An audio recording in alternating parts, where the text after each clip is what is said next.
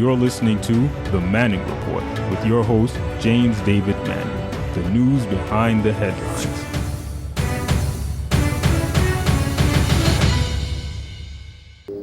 But what we saw yesterday is hell coming home to roost with white people at white people. And I think most black and brown people are standing back and watching white people go at one another's throat and really treating each other the way they have treated black people and brown people for years.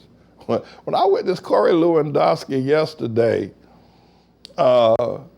attack the chairman of the Judicial Committee and Gerald Nadler and attack the Constitution and the rule of law and the House rules, I watched him attack that all in the name of protecting Tribulation Trump. I said, I've seen this before. We've all have seen this before. But white people are unaccustomed to this. They're gonna have to get used to. Black folk have been going through this one-sided, no-side justice for years. But this is a new phenomenon for white folk. So black people aren't necessarily put off by this. They see it, they've seen it for years. They've seen this. The prisons are full of the foreclosures are full of people who lost their houses, their jobs. This has gone on for years in the so-called justice system of America.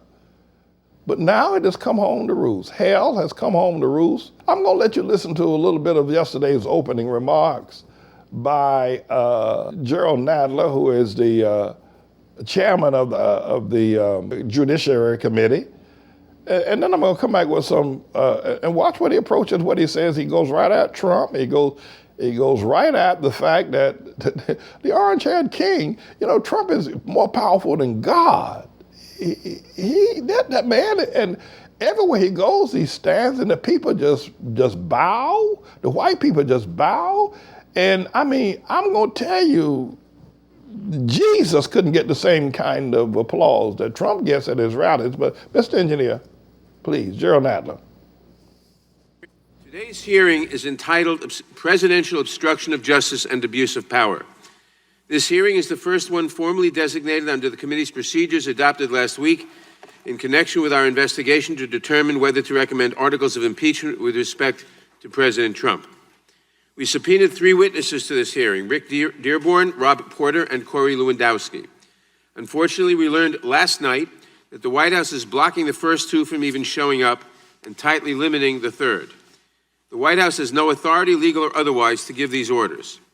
We had wanted these 3 individuals to testify before the committee and the American people because they are critical witnesses to the incidents of obstruction of justice laid out in the Mueller report.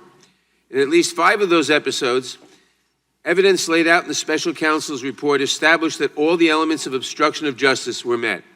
Today, despite the roadblocks the White House has thrown up, we will focus on one of the most concerning of those 5 episodes. It is the President ordering the Attorney General, through Mr. Lewandowski, to stop the special counsel's investigation into the President and his campaign. As the report detailed, Mr. Dearborn was enlisted as part of that effort as well. Mr. Porter has other critical evidence regarding obstruction. As our hearings with the special counsel and other outside experts established, anyone else involved in these episodes of obstruction would have been charged with a crime. Anyone else. Let that sink in. The President knows this, and the White House is intent on preventing the American people from hearing the details. So it is no surprise that the White House blocked 2 of our witnesses, Mr. Porter and Mr. Dearborn, from showing up at all today. On behalf of the President, the White House and the Department of Justice are advancing the same spurious legal doctrine they did when this committee called on the most important obstruction witness to testify, former White House counsel Don McGahn. They claim Porter and Dearborn, like McGahn, are absolutely immune from testifying before Congress. There is no such thing. The only court ever to consider this purported absolute immunity doctrine totally rejected it. That is why we have gone to court in the McGahn case to set it aside. What is happening today is more troubling than McGahn's failure to appear, because even if we apply DOJ's own made-up rules of absolute immunity, I question how Mr. Dearborn fits under those rules.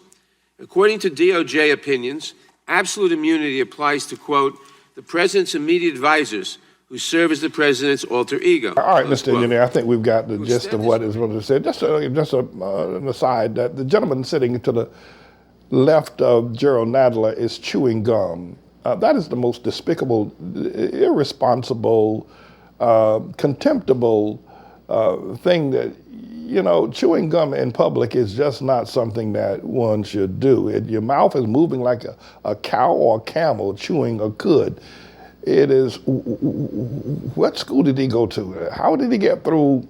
And does he smoke cigarettes? Is he chewing Nicorettes? What is it that he's doing? All right, okay, let me get out of that.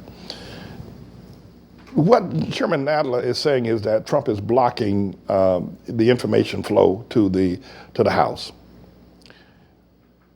It is not my intent to be racist. If you are going to consider the fact that I'm speaking the truth against the white race now, that makes me a racist. I guess there's very little I could do to prevent you from having those feelings.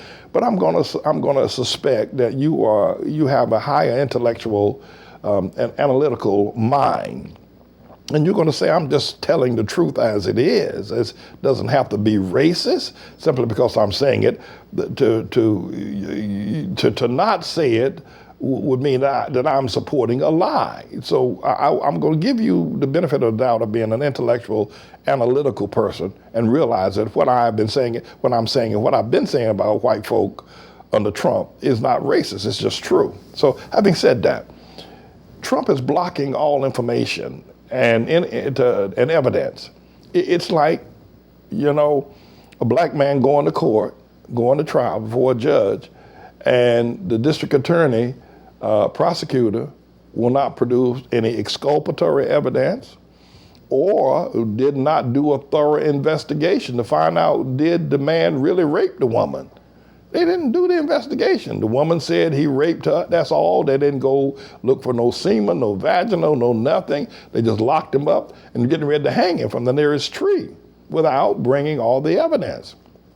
Or, the policeman said that the 17-year-old boy shot somebody and they shot the boy, but they found no gun.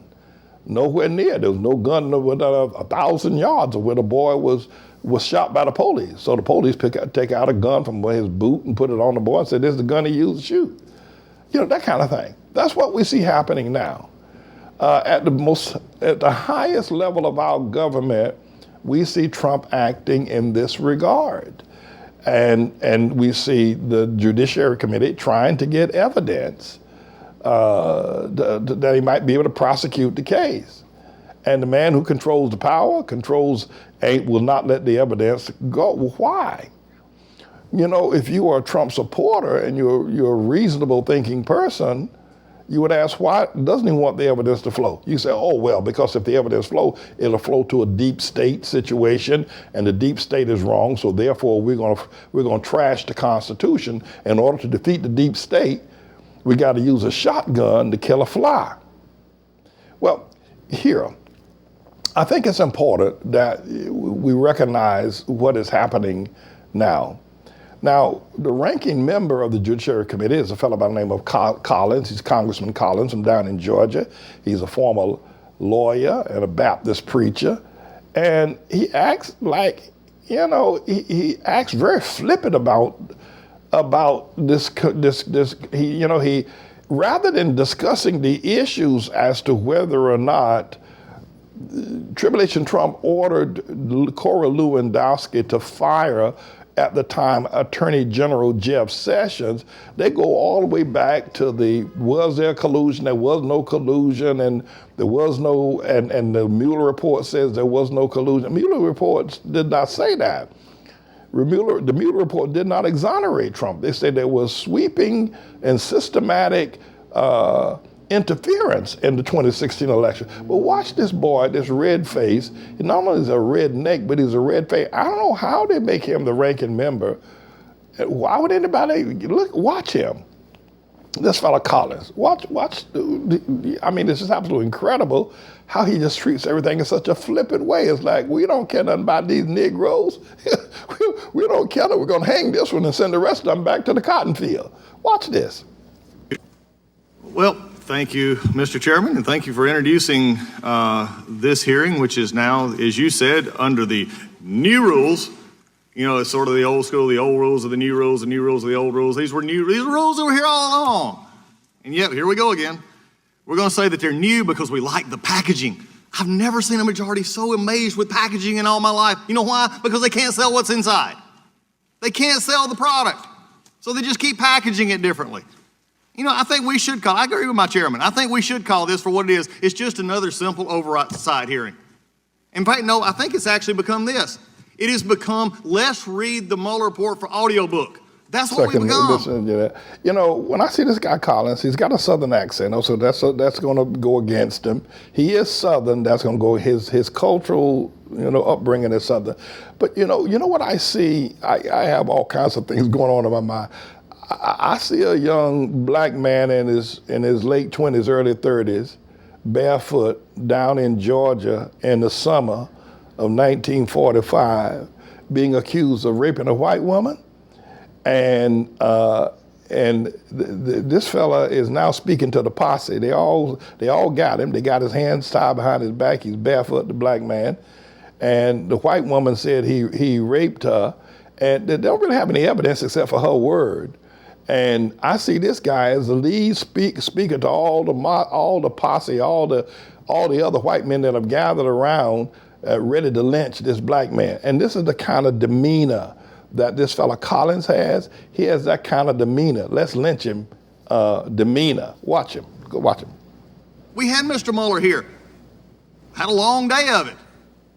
Judging by all accounts, it didn't go real well.